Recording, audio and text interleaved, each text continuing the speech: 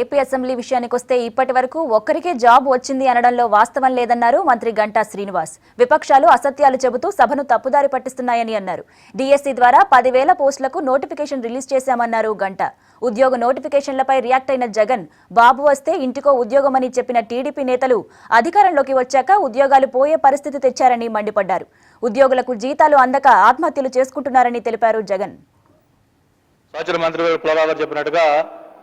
సభ్యులు చాలా చక్కగా పెట్ట కథలు అని చాలా చక్కగా చెప్తా ఉన్నారు. అయితే ఆ కథలతో పాటు కొంచెం వాస్తవాలు కూడా మాట్లాడితే బాగుండేది. ఫస్ట్ ప్రతి ప్రోగ్రాం కూడా వక్రీకరించి మభ్యపెట్టి మాయమాటలు చెప్పి సభను తప్పుదో పట్టిస్తా ఉన్నారు. ముఖ్యంగా బాబు వస్తే జాబ్ వచ్చే చెప్పారు. ఇంతవరకు అసలు ఒక్క జాబ్ వచ్చిందన్నారు. దీని మీద యాజ్ ఏ హెచ్ఆర్డీ మినిస్టర్గా డిఎస్సి 10,312 మందికి నోటిఫికేషన్ ఇచ్చారు. రేపు మేలో అపాయింట్మెంట్ వస్తా ఉన్నారు. అలాగే అధ్యక్ష, ఏదైతే ఒక్క నిమిషం ఏదైతే ఒక మిస్ మ్యాచ్ ఉందో ఇండస్ట్రీస్కి వాళ్ళకి కావాల్సిన క్వాలిఫికేషన్ ఏమంటే ఒక స్కిల్ డెవలప్మెంట్ ప్రోగ్రామ్ పెట్టి మొత్తం ఎంతమందికి ఎంప్లాయబిలిటీ వచ్చేదానికి ప్లాన్ చేస్తున్నామో అది ఒక వివరాలు ఉన్నాయి. దయచేసి గౌరవ సభ్యులు విషయాలు వాస్తవాలు మాట్లాడితే బాగుంటుంది కొత్త అధ్యక్ష.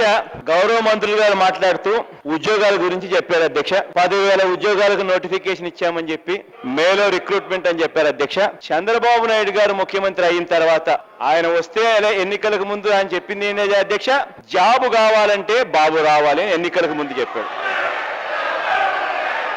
ఒకవేళ అంతే అదొకటే కాదు చెప్పింది. ఒకవేళ జాబ్ ఇవ్వలేకపోతే ఇంటింటికి 2,000 రూపాయలు నిరుద్యోగ భృతి కూడా ఇస్తామని కూడా ఎన్నికల్లో హామీ ఇచ్చారు.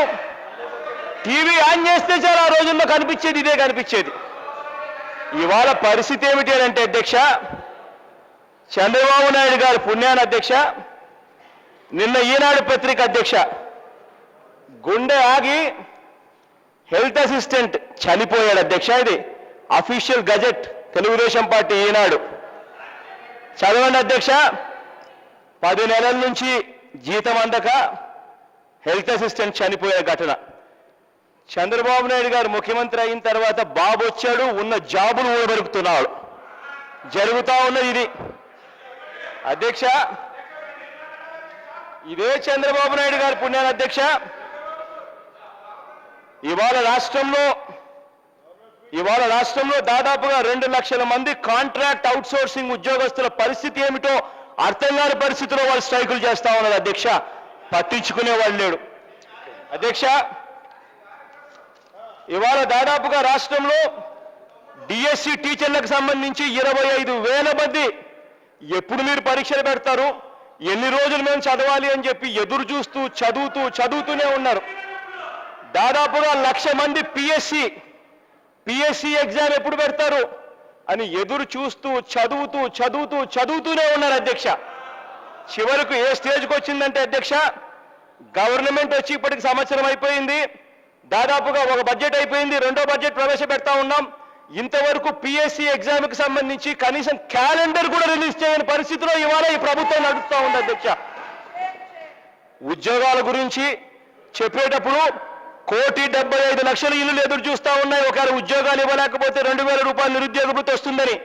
ఆ 2,000 రూపాయలు నిరుద్యోగ భృతి ఆ 1,75,00,000 ఇళ్లకు ఎప్పటి నుంచి మీరు ఇస్తారు అని చెప్పి గట్టిగా అడుగుతా ఉండాలి. దానికి సమాధానం చెప్పండి అధ్యక్ష.